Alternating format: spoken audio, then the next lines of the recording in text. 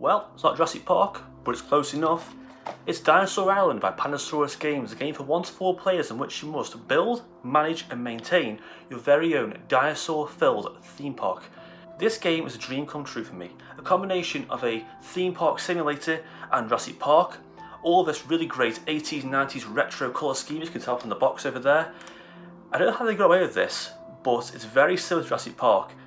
Everything from the doctor guy at the front, the logo, the mosquito and the amber, even the little DNA person inside the instruction booklet is very, very on the nose and very similar to Jurassic Park.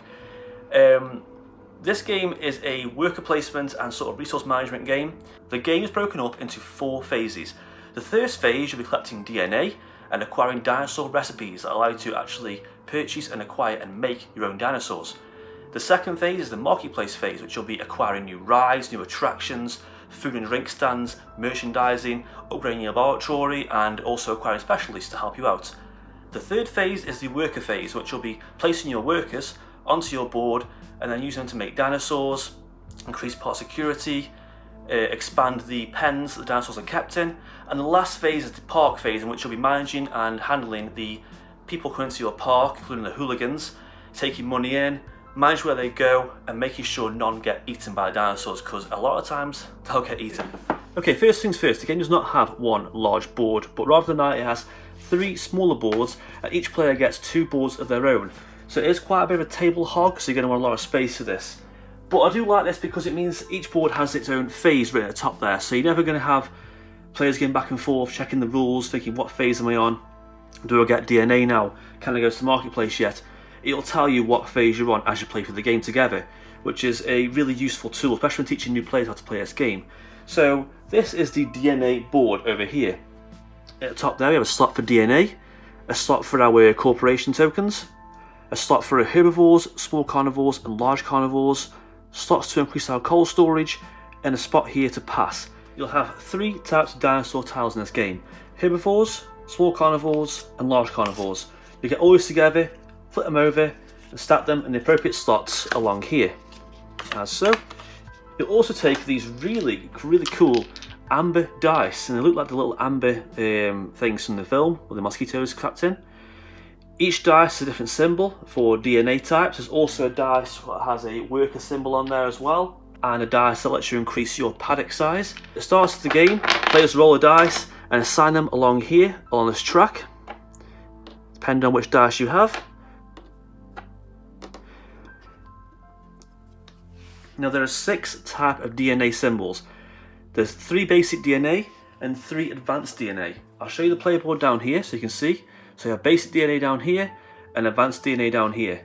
And also each dinosaur has a cost. So for instance, this Spinosaurus down here tells me I need 2 lots of the basic DNA and 3 lots of the advanced DNA, 1 green and 2 yellow, as you can see on the board down here. Obviously, the larger the dinosaur, the more DNA it costs. So you'll look at your board, you'll look at what dinosaurs you have, which ones you want to have, and decide then what DNA you want. How you do this is, each player gets their own coloured small token down here with a number 1 to 3 on them. In player order, you'll place these down depending on what you want. So for the DNA, you'll multiply the number of symbols by the number shown. Doesn't matter which order you put them down, you can use your 1, 2 or 3 in the order. So if I place my number 2 down here, I'll get 4, so 2 times that, of the basic light blue DNA. If I put 3 over here, I get 3 times the advanced purple DNA. Also, if you want to acquire a dinosaur recipe, you'll place your number on the slot appropriate. So obviously, the bigger dinosaur requires a larger number. So on my turn, I might say I want to get 2 times 2 of these light blue DNA, and then I want the Brachiosaur, and then if it's still there, I can use my 3rd one to get the Spinosaurus. When you collect the dinosaurs, you'll add them to your park board, which is this board down here, which I'll explain in detail a little later on. So I acquire the Brachiosaur, I take it and place it on my park board in the appropriate slot.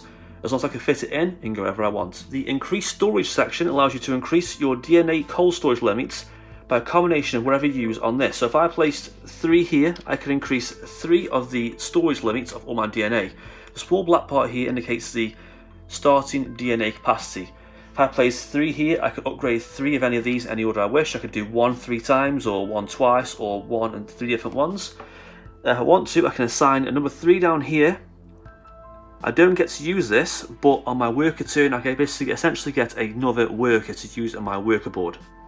After all the DNA is collected, if any DNA cubes are left unacclaimed for, you'll take the one with the highest number of dots in the corner. You see a small dots at the side there, and you'll place this in the corner up here. This is then used later on to increase the threat level, which we'll discuss later, of the park. The threat level will increase depending on what dinosaurs you have in the park. The bigger the dinosaur, the higher the threat. If the threat's higher in security level, watch out, because people are going to get eaten in the park. So next up we have the Phase 2 Marketplace board. Also it says there Phase 5 cleanup phase, which I'll explain later on. Basically means that you replace certain cards in the cleanup phase. We have slots here for certain items. Under construction cards, rides, attraction and restaurant cards. The stack of specialist cards goes here. The DNA refinement and the dino research cards also go here. When the game begins, you'll assign 4 of these going down this row here. So we have a t-shirt stand one here, we've got a photo booth, a safari ride, and a stuffed dino clothing shop. You'll also place 4 construction cards next to these, going down here, and you'll also place 4 specialist cards alongside here, setting up your marketplace for the game. Now what this means is, each row has a cost, as you can see here. So to purchase the specialist, up here it costs me 2. The specialist here is $3, here is $4, and there is $5. It also costs me $2, $3, $4, and $5 to have one of these upgrades. These are placed on your worker board, which I'll explain in a second. And these replace these empty slots here for extra upgrades in laboratory. So for instance, this one here lets me hire an extra specialist. This one go here. I can assign my workers there later on to gain extra DNA. So the more upgrades you have, the better your workplace will be. And to buy these rides, you'll combine the cost down here with the cost here. So for instance, this t-shirt stand here will cost me 7 plus 2, will cost me $9 in total. This, like a dinosaur recipe, go in my park, allow me to generate money and more victory points for the game. Also along here we have extra things to spend the money on if we don't want any of the items here. So for instance, it tells me here to pay $2, I can gain any 2 basic DNA and discard 1 item from the $2 row. For $3 I can gain any 3 basic DNA, discard an item. For $4 gain 1 advanced DNA, discard an item. And for $5 I can discard any. And for $5 gain any 2 advanced DNA and discard 1 item from the $5 row. These ones here, the DNA refinements and dino research, will replace your existing DNA refinements and dino research slots with better versions. So for instance, the dino research one here lets me to place 1 worker, create a dinosaur, then I'm going to assign 2 workers to create a second dinosaur on my turn. But with this on instead, as you can see here, I can create a dinosaur 3 times, only cost me 1 worker at a time. So there's a lot to choose from in the marketplace on the game. The specialists also too, you can have 3 specialists per game, unless you have any extra cards. Each specialist will give you different effects. So for instance, this one down here, Security Guard 3, will give me an extra worker to add to my collection. And I can assign a worker to this card to treat your security level as +1 for the round. This one here tells me at the start of the round, you may buy either 2 basic DNA for $2 or 1 advanced DNA for $2, which is really good. The more DNA you have, the more dino recipes you can make, the more dinosaurs you can make, the more money you can take. Next we have the lab board and the phase 3 section of the game. Also we have a bunch of worker tokens, 1 for each colour, and a bunch of cubes, 1 for each colour, and the black cubes. With this board you'll also take 4 workers and 4 other workers out of play. You can acquire more workers later on. Obviously the more workers you have, the more choices you have on your turn. The black cubes here indicate your storage capacity limits for your DNA. As shown in the first phase, you can increase these higher and higher. You can acquire more DNA for them. There are slots here for your workers. Obviously you can purchase the empty slots here to get more effects. So for instance, one down here tells me I can create a dinosaur. One down here tells me I can redefine DNA to basically change DNA to better DNA that I need. This one down here lets me to upgrade my pallet capacity or increase my security. And there's 3 slots down here to gain money, a 3, 2 and 1. So you have a lot of options to do on your turn. The more workers you have, the more you can do. You'll also have a threat level here and a security level here and slot for your specialists. as you purchase dinosaurs and from the start of the DNA dice, your threat level will increase. The more dinosaurs you have, the more the threat will go up. You can increase your security level by paying money. For instance, this one here costs 1. To get higher, it costs 2. It's going to cost 3. It's going to go more and more. When it hits here, you'll put a token there telling you it'll cost 10 or more, and then it'll cost more. If at any point your threat level is higher in security, at the end of the round, when you're having your patrons in your park, the excess amount in threat to security remain eaten. So if I had, say, 6 threat and 4 security, at the end of the round, I'd lose 2 patrons in my park and lose 2 victory points. Managing your threat and security level is key to success in this game. Obviously, you want to have bigger dinosaurs, more excitement, for more people in your park, but at the same time, that comes with a cost. As Jeff Goldblum says, life finds a way, and they will be eaten by the dinosaurs, and you'll lose the people in your park, and you'll lose victory points. And obviously, you need those points to win the game. And lastly, we have the Phase 4 board, which is the park phase. This is where you'll assign your patrons and hooligans into your park, onto your attractions. So I'll place a few down on my board right now, I'll just show you. So say I had a Lithoiraptor, a postcard, and a shot glasses section. We also get a really nice big bag of pink dinosaurs. Every game should come with a bag stuffed full of pink dinosaurs. You'll place these on your attractions. Currently, you're limited to 1, but you can buy upgrades. As you can see here, there's a 3-1, there's a 4-1. The more you have, the more dinosaurs you can have in your park. More dinosaurs there are, more people you can get into your park, the more money you get, more points you get, the less chance you have people being eaten. You'll take your excitement level, and based off that, you'll let people into your park. You'll put the hooligans and patrons into this bag, shake it up, pull them out, and put them down here next to the line. Then you let them into your park. Now, hooligans go in first. Unfortunately, they sneak in. They always find a way. They don't pay. You'll let $1 for each person into your park. So 1, 2, and 3. They can't get in. There's no space. If I had a dinosaur here, I could do, but I don't. So I'll collect $3 from these patrons. Then I check security level. If it is higher, any patrons left over are then eaten by dinosaurs, and I lose victory points. They go down.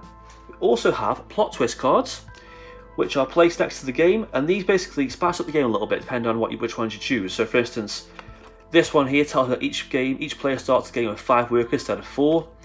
This one tells you that there are no hooligans in the bag to begin the game. Instead, you add 5 hooligans in round 1, and then 5 more at round 2. And it basically adds a bit of variety to the game, and a bit more spice. You know, makes the game different each time you play.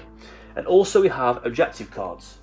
There are types for long game, types of medium game, and types for a short game.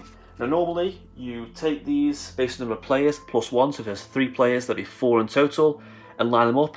And each one has different objectives you can get for different points. So for instance, this one here tells us the first player to reach the excitement level of 10 gets an extra 6 points end of the game. This one down here tells me to create dinosaurs for different species. Doesn't count as starting species. A long game one tells us to reach the security level of 13. These are placed face up along the board for everyone to see.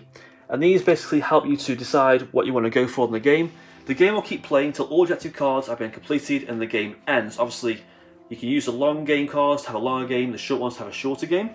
And last, the games also come with a bunch of cards for solo play, which I do really appreciate. Any games that come with stuff for solo play, I always really appreciate. A solo round tracker to keep track of which round it is on, which victory points, and a bunch of solo cards down here. And these are different objectives I can choose. So for instance, one here tells me to score 8 VPs a single round. This one here says buy 3 lab upgrades, and depending on which round I get these in, I get more points. And then the stack of cards down here left, I start every round, I flipped over it, different effects are taking place. So this tells me to remove certain dice from the dice pool. This tells me to take away certain dinosaurs from the stack, making me I can't get them.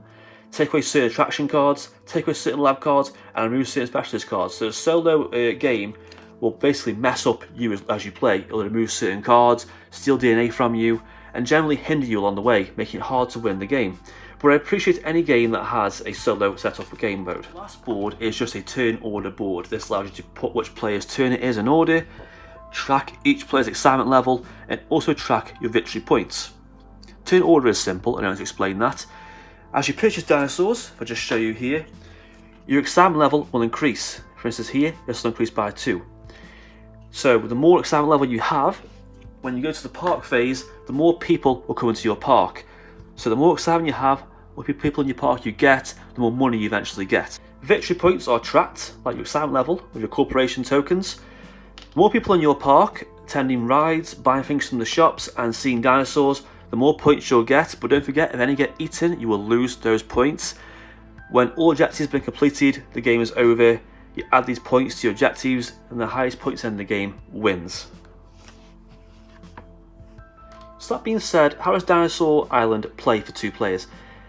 You'll spend your turn on phase 1 collecting DNA, rolling your dice, deciding which dinosaurs to place in your park.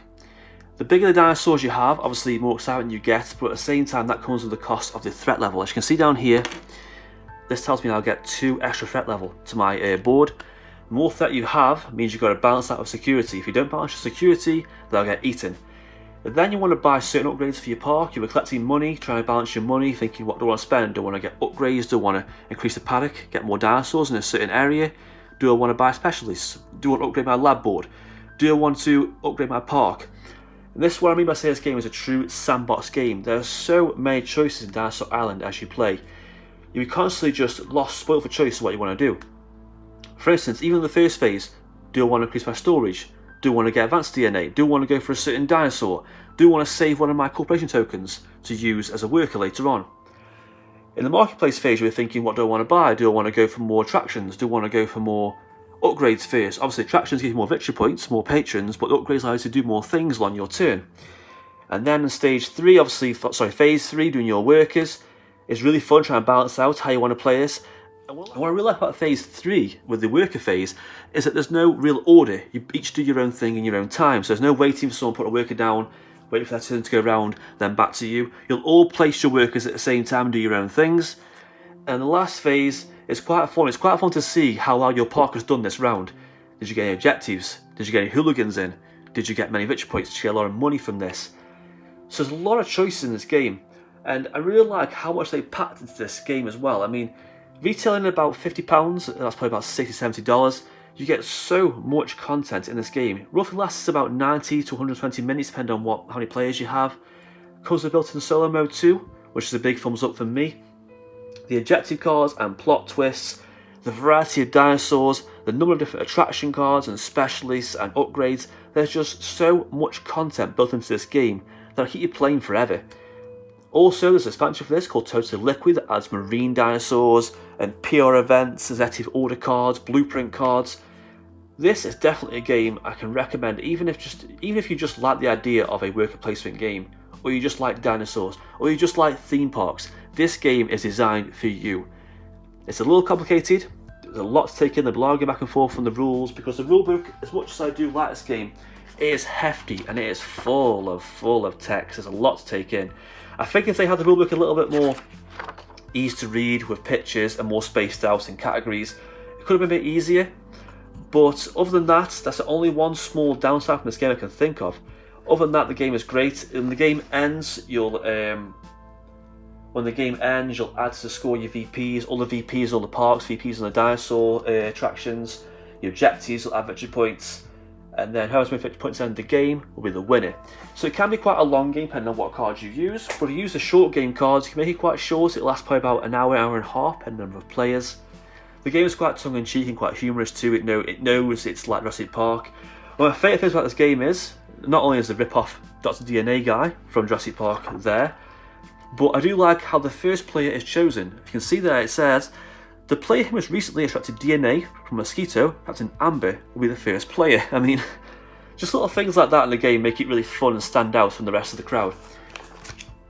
And that's it for how this game works and plays through. We're going to go to our final conclusion now to show you what I think about this game. So final thoughts for Dinosaur Island, the board game. I love this game. This game is fantastic. I can't believe I didn't see it sooner. Pandasaurus Games did a really great job of this. This game feels like a true sandbox theme park simulator. It's a game. If you ever wanted to take Theme Park or Rollercoaster Tycoon and place it into a board game and then throw in dinosaurs into the mix, this game is perfect for you. It's colourful, vibrant, it's unique, but also has a million mechanics.